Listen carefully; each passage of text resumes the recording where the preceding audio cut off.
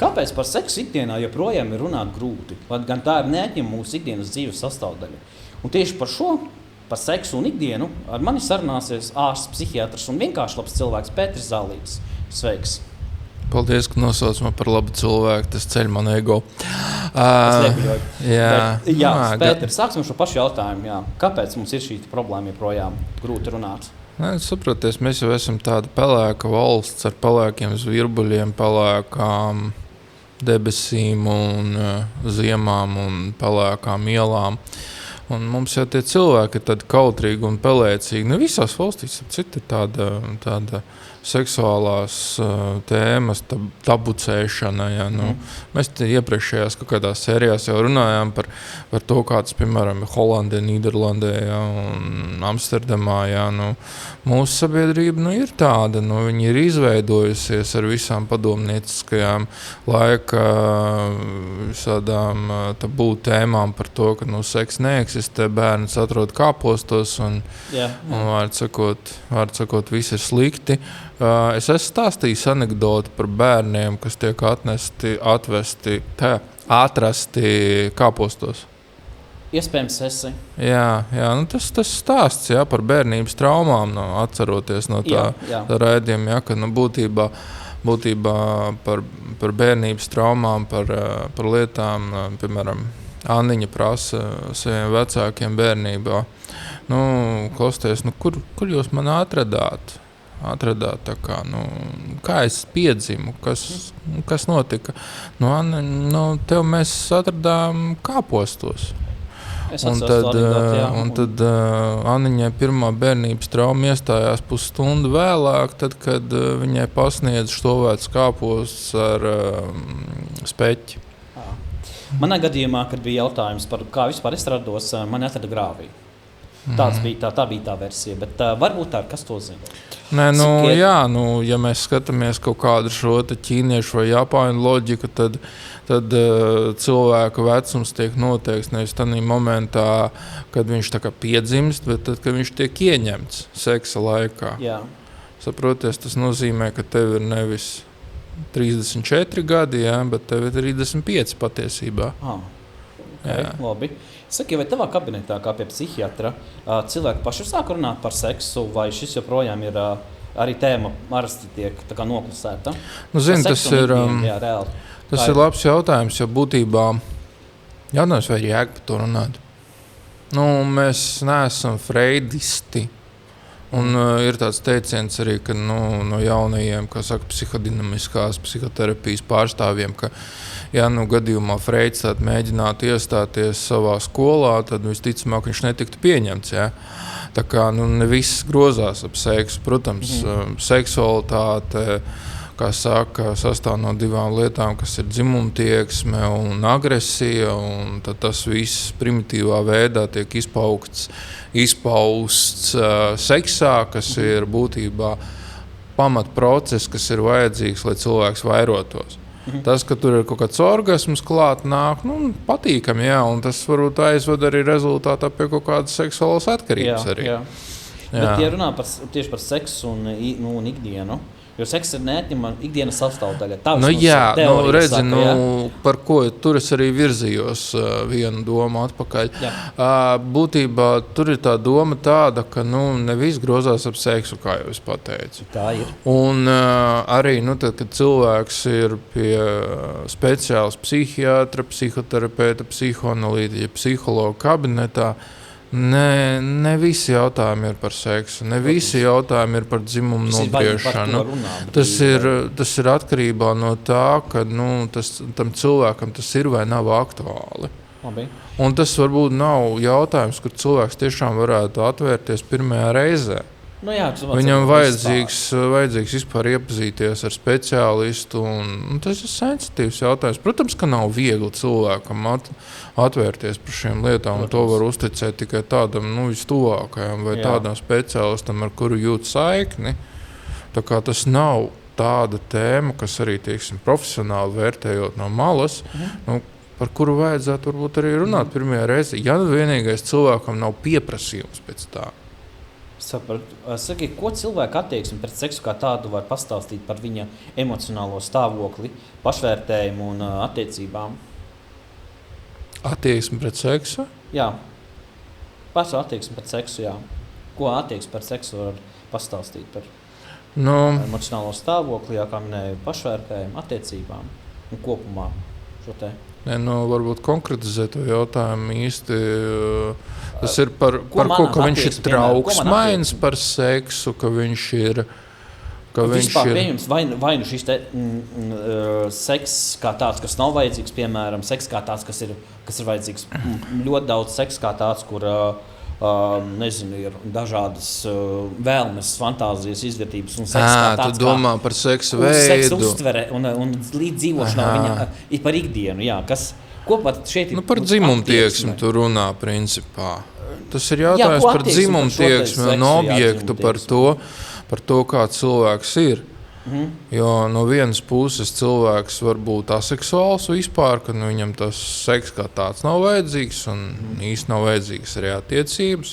Arī tā var būt. Jā. Varbūt cilvēks ar ļoti augstu šo te libidozo daļu, ka to mēs saucam par nimfomāniju rezultātā, ka vajag dienu un nakti un 9-10 reizes dienā. Jā, tad ir, kā saka, tas normālais seksa daudzums cilvēkam reizi dienā, kaut kādos 25, 30 gadu vecumā, kas ar laiku tā kā normāli krītās un cilvēkam tik daudz tās seksa nav vajadzīgs, tad jau seko arī tās seksuālās perversijas, kā saka.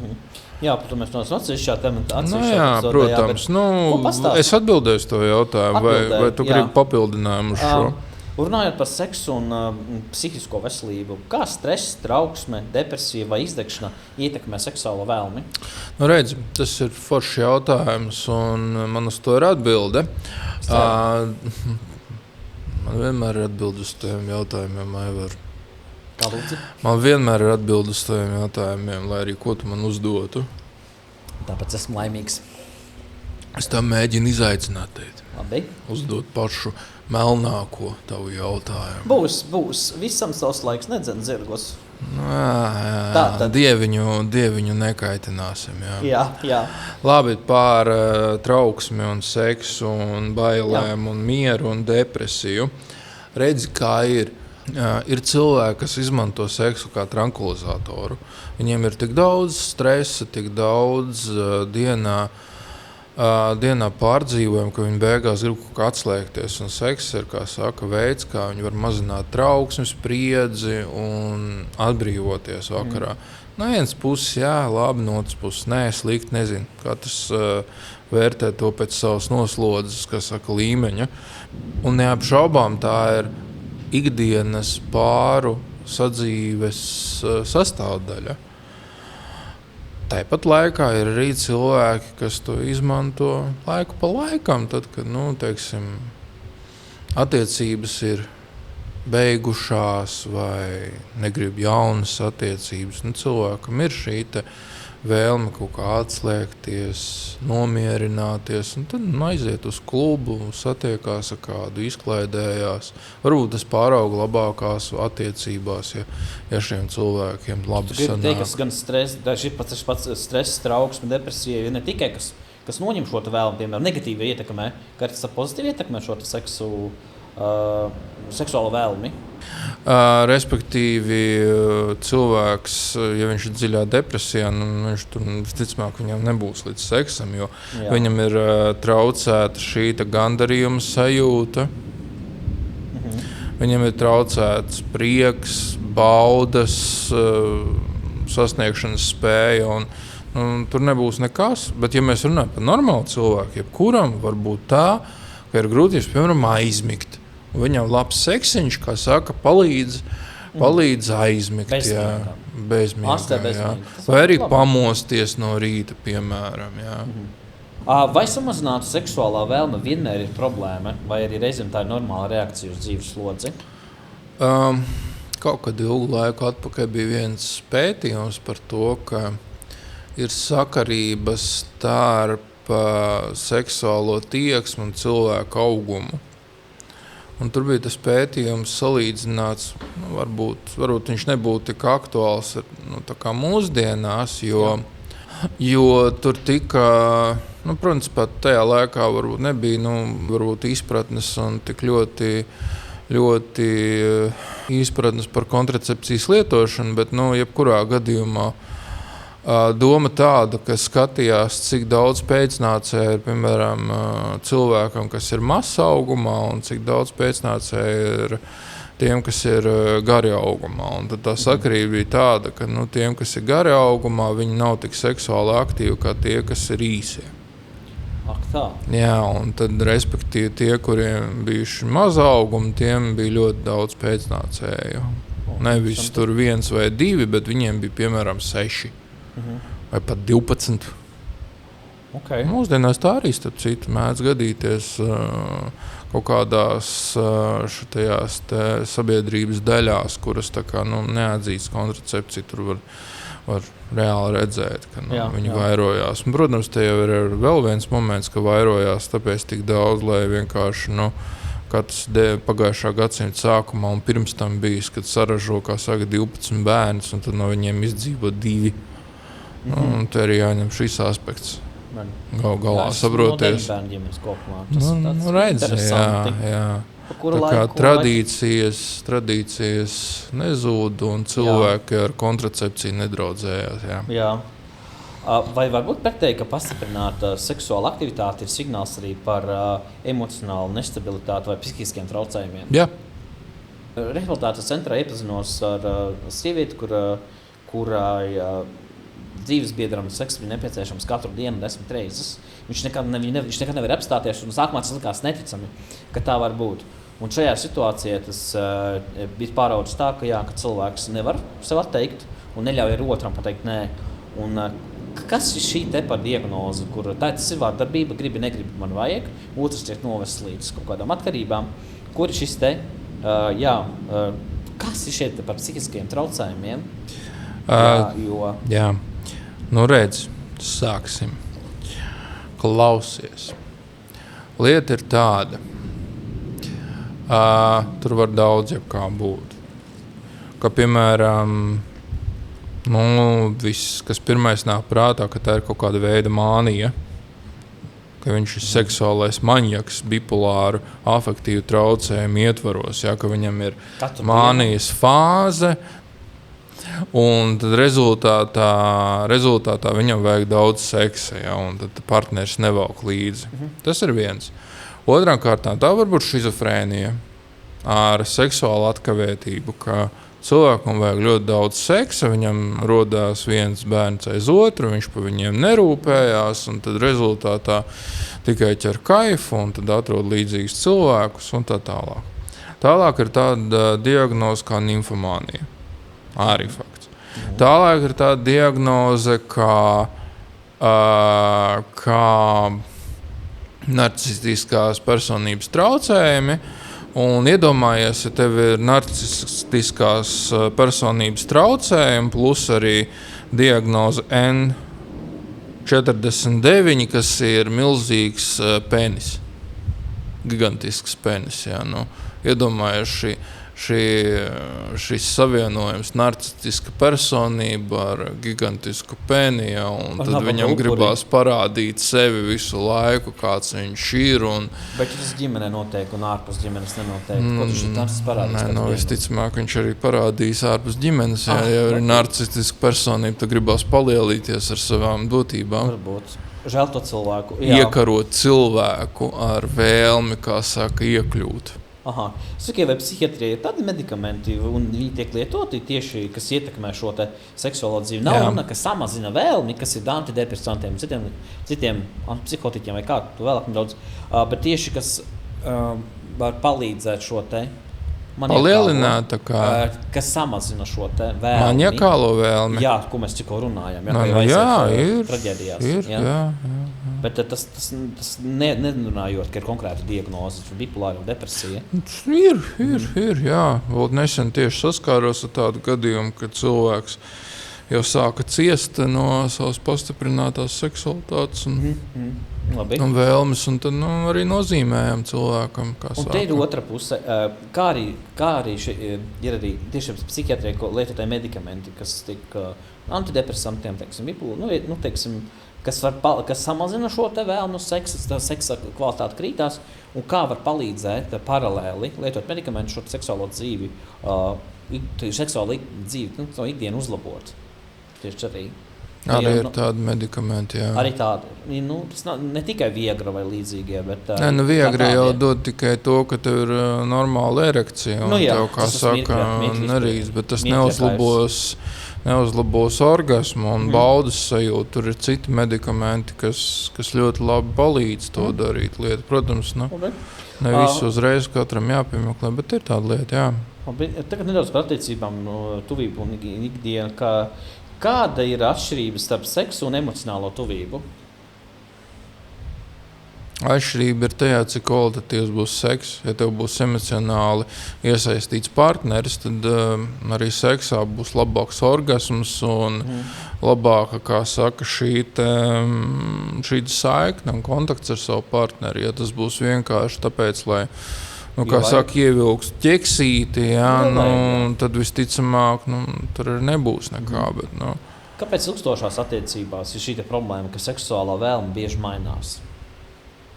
Ilgstošās attiecībās seksuālā vēlme mainās, tas ir... vai viņa samazinās?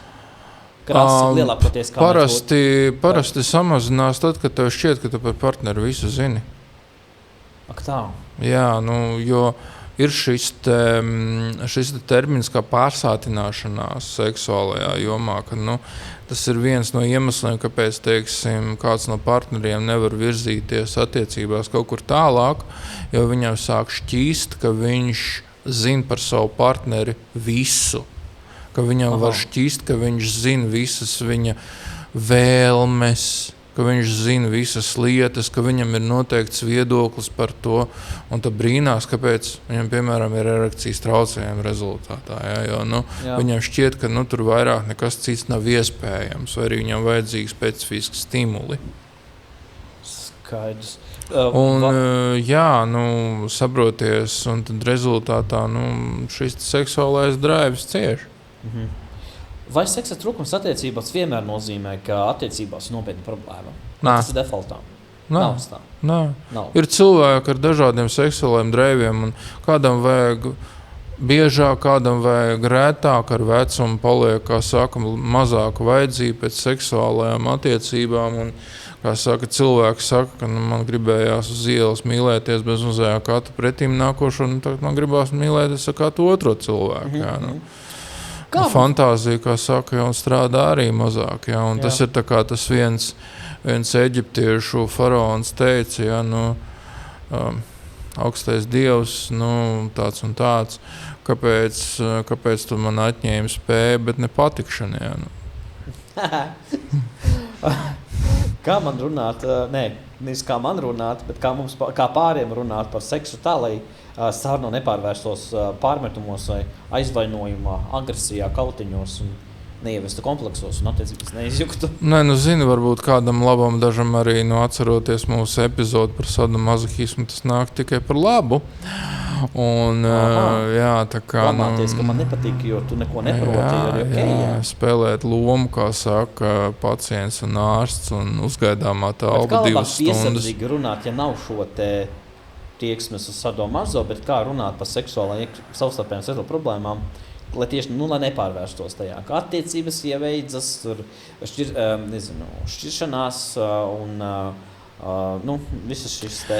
Zini, kā ir? Es tad būšu kritisks bišķīt. Ļoti gaidām. Šis jautājums man rada daudz tādas pretrunīgas jūtas. Ne pret tevi. Man par tevi vienmēr tās labākās jūtas. Tevi arī. Love you too, man.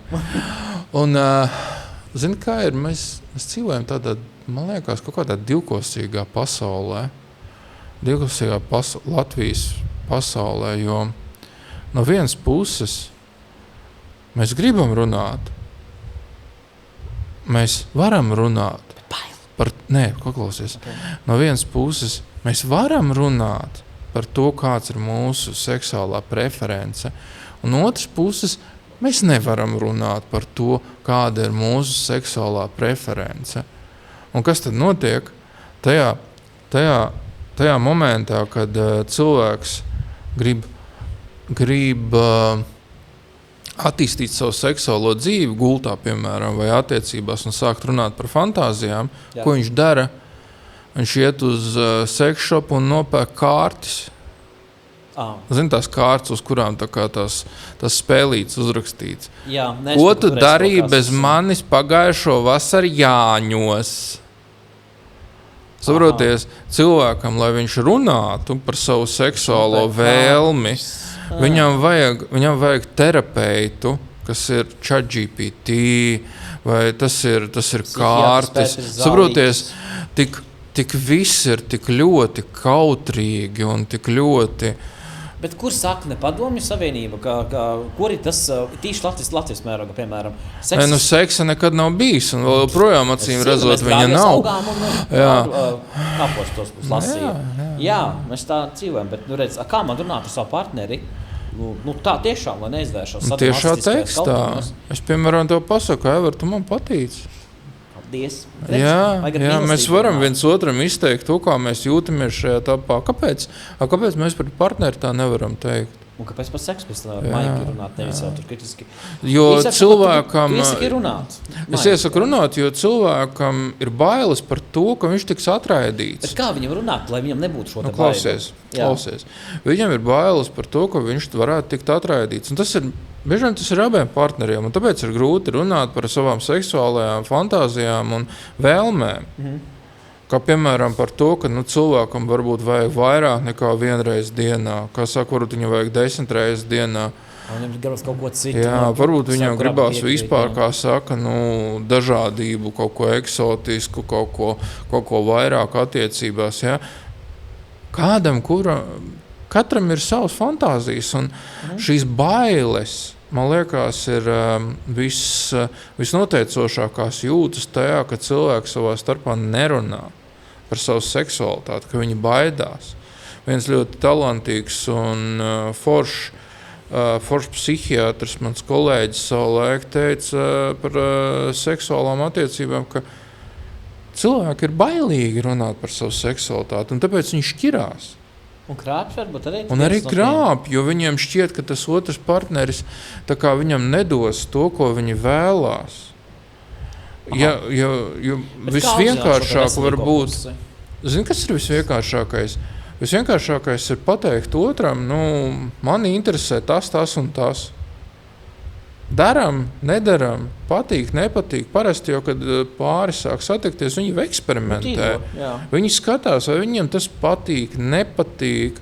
Un būtībā vismazākais ļaunums tajā visā, ja mēs tā paskatāmies, būs tad, ja tu pateiksi to, kas tev interesē. Ja tu noliksi robežu. Man patīk šīs lietas, nekā ja tu iesi bez maz vai kaut kur pa kreisi, meklēs to kaut kur citur, un rezultātā būs divi nelaimīgi cilvēki. Nedaudz par kaunu, vientulību un robežām. Kā kauns par ķermeni, audzināšana vai sabiedrības priekšstatu ietekmē cilvēku seksuālo dzīvi? Kauns. Piemēram, par vainas sajūta par ķermeni, zin kā. Ģimenē. Kā tu jau stājies parasti seksuālās attiecībās ar cilvēku, kuram tu patīc? Jā, bet savā ziņā. Pēc tam jānonāk, jā. Tie kompleksi, kas jau ir kaut kā iedzīti vai pateicoties... Tad seksuālās attiecības tev var palīdzēt arī, justies labi un justies nozīmīgam. Bet šī ietekmē lielākoties tas var ietekmēt negatīvi, varbūt, kā tu to nāk. Tieši audzināšana, ķermenis, ko pats esmu iedzinājis. Par ķermenis pats var iedzināt? Protams, var jau cilvēkam rasties domā, es vispār neesmu neviena cienīgs, tāds neizsmuks un neglīts. Tad visticamāk pie psihiatrijā iet. Kam tas vajadzīgs, piemēram? Cilvēkam ir tāda slēpta depresija tajā visā. Tā audzē savu pats to tēlu. Tas ietekmē, diemžēl, vairāk negatīvi. Es nedomāju, ka es no saviem kompleksiem... Jā, bet zin kā ir, nevar jau cilvēku, kā saka, novest vājprātā, ja viņam nav predispozīcijas uz to. Jā. Nu, tur acīm redzot, ir ne tikai, kā saka, ja tas ietekmē seksuālo funkciju, tur visticamāk nav tikai, kā saka, šī te bulingošana vai mobbings, tur, man liekas, ir arī vispārējais. Protams, tas nav jauki, tas nav forši, un tas rada pārdomas, jo, ja regulāri ietekmē cilvēku. Ir šādi tie pētījumi uz mērķīšiem par to, cik ļoti viņi labi vai slikti jūtās pēc kaut kādiem stresainiem šiem te apstākļiem, jā, bet, man liekas, dzīvē tas vismaz civilizētajā pasaulē tas tā nenotiek. Vai seks kļūst par arī veidu, kā izpildīt vientulību un iekšēju tukšumu? Vienkārši tīts seks, un viņš aizpilda šo vientulību. Ir jau, kā saka, cilvēkam seks ir kā hobijs, kā piedzīvojums. Jā, bet kā zāles pret vientulību? Arī. Un tukšumu? Arī. Kā antidepresants, kā saka, nopirks sev seksu, kā saka, pie meitenes, jā. Uzlaboja sev garstāvokli, jā. Uz brīdi. Uz brīdi, bet ilgāk nekā no kokaīna. Ilgāk? Ilgāk sajūta ir. Iekšās un vairāk spēka viņam. Jā, bet tas jau ir uz savām 30 minūtēm tikai maksimums. Tas ir tikai grams. Bet jā, es sapratu. Ar seksu tu vari uzlabot sev endorfīnus, paraut ārā, uz diennakti normāli. Arī tie oksitocīns, dopamīns, serotonīns, viss, kas ir.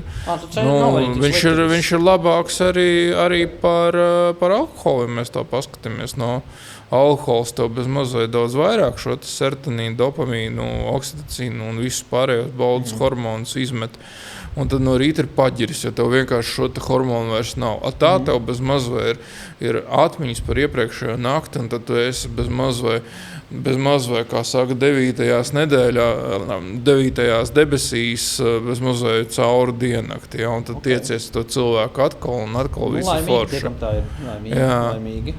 Tas ir tā kā tas stāsts, saproties, ja Džeks, kā saka, izjūt baudu no tā, kad sieviete viņam pasaka paldies par ziediem, un tad bez mazai ir ekstāzē un tur skraida apkārt. Bet ja saka paldies par seksu, saka mīļoties savam partnerim, paldies bija labi, tas ir kā arī? Jā, tā kā īsts students. Paldies tev. Paldies, profesor. Šodien sanāca. Pateikt paldies. Bet, Klau, ko darīt, ja rodās kompleksi no seksa negatīvas? Cik ļoti var ietekmēt krāniņa jautājums? Tieši par vīriešām, to seksuālo dzīvi, ja, nezinu, viņiem ik pa laikam pārmet, ja, ka tur nav nekas tā teikt, partnerim vai partnerim, tur ir tāds, ka jā, es nezinu. Par izmēru tur runāja, protams, konkurences cēsim. Tur ir daudz varianti. Saka, ka nav jau arī nozīmes kāds, galvenais taktika un tā tālāk, bet cilvēku Nē, tur ir daudz faktori. Viens no faktoriem ir tāds, ka ir iespējams palielināt. Jā, bet tur nāc par kritiku. Ja kritizē, mēs līdz tam vēl tiksim. Respektīvi ir tā, ka ne tikai vīrietim ir izmērs noteikts, arī sievietē ir noteikts izmērs un, tā kā saka, tas ābols tam divām pusītēm, ja, vai tā atslēga ar slēdzeni, ja, kā saka, ja tur sievietē viss ir ļoti liels un tev ir, kā saka, normāli izmēri, tad visticamāk arī nekas nebūs labi. Mēs to nezinām. Mēs to nezinām. Ja tur, kā saka, kāda pasmējusies saulē, protams, tas... Bet lielākoties jau ieņirds par mums īdiešiem. Jā. Bet tas arī rada kompleksus. Varbūt arī saprotoša sieviete un tur varbūt citādāk. Bet, jautājums ir par šo situāciju, lai mēs tā kā, paskatītos varbūt tā cilvēcīgi uz lietu. Kāpēc tev ir vajadzīga sieviete, kas rēc par tavu dzimumu locekli? Man, piemēram, nav vajadzīgas sievietes. Man arī tāda nebūtu vajadzīga. Man vispār nav vajadzīgas. Jā, bet tu saproti domu, ka priekš kam tev ir vajadzīga. Tas ir visiem tiem, kas ir principā šajās domās par to, ka vai man kāds apsmies un neapsmies. Es domāju, ka jābūt pilnīgi vienaldzīga. Da figņa tā visa ir. Nevajag tev tādu sievieti, kas par tevi ierēdz gultā. Un tas nevienam nepalīdz. Jā. Tas nozīmē, ka viņi ierēks arī par tevi dzīvē. pazemos tevi, jo tā ir pazemošana, un nevienam tas nav vajadzīgs. Kāda diagnoze būtu šim cilvēkam, kurš tieši seksu un cilvēku, kurš ņirgājās? Un galvenais viņš apiet visu pagastu, lai paņirgātos arī sen draugiem, citiem stāsta vienalga darbā vai vienalga, kur. Nu, kur palielās vai ne? Kur palielās un kur nosval, kur paņirds. Un izklausās, ka mēs esam... cilvēkam debils, dolbāns vai kā mēs te atgriežamies pie šī raidījuma sākuma, ka šī varētu būt bipolāra mānija vai šizofrēnija vai narcistiskās personības traucējumi. Tas, kurš izskait ņirgājās par partneriem. Bet, protams, viņam taču vajag. Sadam maza galu galā. Nē, ir cilvēkam patīk, ka par viņiem runā tādas lietas, bet tad ir jautājums par to, cik ilgi šādas attiecības būs ilgspējīgas, kad viņās ir atkarīgais, līdzatkarīgais, sasdīs mazohists un vispārējie perversi. Vispār tie, kas ņirgājās, par viņiem nekā laba nav. Es sapratu, jā. Bet jā, par tiem, kas iergājās par otru, par partneri, vienalga pazīst, nepazīst, ir kopā vai nav, tad mēs varētu teikt, ka viņiem vajadzētu aiziet jāpārbauda savus. Tie, kas jāpārbauda, uz ko viņi varētu pārbaudīt? Uz narcisu? Pasaka psihopātam, ka viņš ir psihopāts. Pamēģina pateikt. Dažos gadījumos. Jā, bet viņam pamēģina pateikt, ka viņam ir kaut kāda neizskaidrojama slimība. Viņš sākumā padomās, jā, man ir īpaša slimība. Doktor, man ir slimība. Jā. Un kāda tā šī... Esmu ģēnijs visā. Jūs esat psihopāts. Jā, tiešām es esmu psihopāts. Un tajā momentā, beidziet, es neesmu psihopāts. Un viņš sēž virtuvē un virs viņa milzīga glezna ar viņa portretu. Ja? Jā, un vai kas tur vēl? Jā, doktor, jūs maldaties, es neesmu psihopāts. Jā. Bet noslēdzot šo sarunu... Vai te jau vajag? Tā tad... Kā atšķirt veselīgu seksuālu brīvību no uzvedības, kas sāk likties, ka kāds ir bišķiņ velk uz padauzu? Redz, te ir tas salīdzinājums par tējas dzeršanu un seksu. Es stāstījis? Tā klausies. Šauj ārā. Tā klausies. Ar seksu ir tieši tāpat kā ar tējas dzeršanu. Respektīvi, ja tev partneris vai draugs vai paziņa piedāvā dzert tēju, tu vari atteikties un nedzert tēju. Ja viņš tev ir uztaisījis tēju, arī tādā mirklī tu vari atteikties dzert tēju un viņš to sapratīs. Dzerot tēju, tu vari saprast, ka tu nevēlies dzert tēju. Un tieši tāpat ar seksuālām attiecībām. Ja process notiek un tu sajūties nekomfortabli, tad, kā saka, tu vari pateikt, nebūs. Tās ir veselīgas seksuālās attiecības, ka cilvēkam ir izvēle, vai viņš grib darīt attiecībās kaut ko, vai negrib darīt. Vai viņš grib iesaistīties kādās erotiskās fantāzijās, vai nevēlās iesaistīties. Un partnerim katram ir teikšana attiecībās, cik tālu no tiem viņi iet. Kur ir robeža, kur tiešām jau tas kļūst neveselīgi, un kā es teicu velk uz, neteikšu to vārdu otrais, viņa tālamās, bet kur ir tā robeža, kur... Kā atšķir šo te veselīgo seksuālo brīvību un no uzvedības, kas sāk cilvēkam kaitēt un kuram var pielikt šo te zelta zvaigznīti, savstarpēji komunicēt, ka viņam ir velkus tādu, redzi, kā ir mūsu raidījums saucās Veselības akadēmija, mentālās veselības akadēmija, un redzi, šeit runa tieši tā ir par veselību, arī par seksuālo veselību. Un respektīvi, kā mēs sākām, par atkarībām, un arī seks var būt kā atkarība. Paņemsim šo faktu. Kas ir atkarība? Atkarība ir saslimšana. Atkarība ir savi, kā saka, negatīvās sekas, kas, teiksim, ietekmē viņu ikdienu ar līkumu saistītu, ar veselību saistītu, ar to, ka arī pēc seksa, kā saka, var būt šīs emocionālās paģires. Respektīvi, uz ko es tagad tēmēju, ja tev seksuālo attiecību ietvaros ir problēmas, ka tas ietekmē tavu dzīvi, traucē tev ikdienā, ietekmē tavas darba spējas, bet nebūtu mazmaz vai, ja? Visu, Jā, un vai tas arī traucē tavam partnerim un darbam ikdienai un tā tālāk, viņa ģimenes stāvoklim, piemēram, ja? Tad visticamāk tā laikam būs saslimšana. Tad ir jāmeklē palīdzību. Tad ir jāmeklē palīdzību. Pāraterapeita, psihoterapijas speciālistas, psihoterapeita ar domu, ar tādu, kurš ir specializējies šajā lietā, jo tā ir diezgan liela specifika. Un, kā saka, ja ir problēmas attiecībās, tad ieteicam ir katram savu psihoterapiju. Un tad arī sajiet kopā, lai nesietu ragos un nesāktu, ka filmās viens otru galināt turpat uz vietas. Tad arī kā saka, pārterapija uz savas terapijas fona. Tad, gribētu noslēgt šo sarunu uz tādas pozitīvas nots, ka viss ir ārstējams, gan pazemināta seksuāla vēlme, gan arī pārāk liela, vai ne? Un ko tu kā psihiatrs gribētu pateikt ikvienam, kurš domā, ka ar mani kaut kas nav kārtībā, jo manā seksuālā dzīve neatbilst tam, kā tam vajadzētu būt. Iet meklēt, rakt, atņemt drosmi, vai iegooglēt, vai vienkārši meklēt partnerus un eksperimentēt. Neatbilst. Kā tam vajadzētu būt? Ja ir sajūta, ka nav kā. Teiksim, pat nav tā, pat seks, kas ir attiecībās, viņš ir, teiksim, ļoti reti, vai ir pārāk ļoti daudz, un viss ir uz to kopumā, ka cilvēkam sajūta, ka kaut kas nav.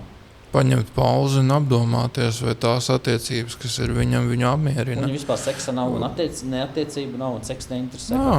Tur ir tas pats, ka ir vēlama aiziet pie speciālista aprunāties. Zinu, kā ir, cilvēks jau bez īpaša iemesla nepaliek viens savā dzīvē. Arī fakts. Jā, kaut kādā momentā jau viņš izvēlās, vai tas ir ar kādu būt kopā, vai tas ir ar kādu izklēdēties vai ko, bet ar laiku tas jau pienāk šī apskaidrība. Ja cilvēks nevēlās attiecības, tad ir jābūt skaidrai domai par to, ka viņš nevēlās attiecības. Okay, tad var aiziet piektdienas vakarā uz bāru, iepazīties ar kādu vai uz klubu vai vēl kaut kur un, kā saka, pavadīt sestdienas, svētdienu. Un tad neviens jau nav aizliedz draudzēties, kā saka. Protams. Bet vienmēr ir vērts meklēt palīdzību. Latvijas mums konsultēt. Ja tas ir, pārbaudīt realitāti pie speciālista, tas ir vērtīgi laiku pa laikam uztaisīt mentālo check-upu. Okay. Jā, un šīs te pozitīvās nos mēs varētu beigt šo epizodi. Paldies tev, Pēteri. Un jebkurā gadījumā ļoti ceram, ka tas, ko Pēteris centās šajā epizodē mums visiem pateikt, noderēs, ņemiet par labu, ēdiet ar baudu un atceramies, ka visam ir risinājums. Beidzam?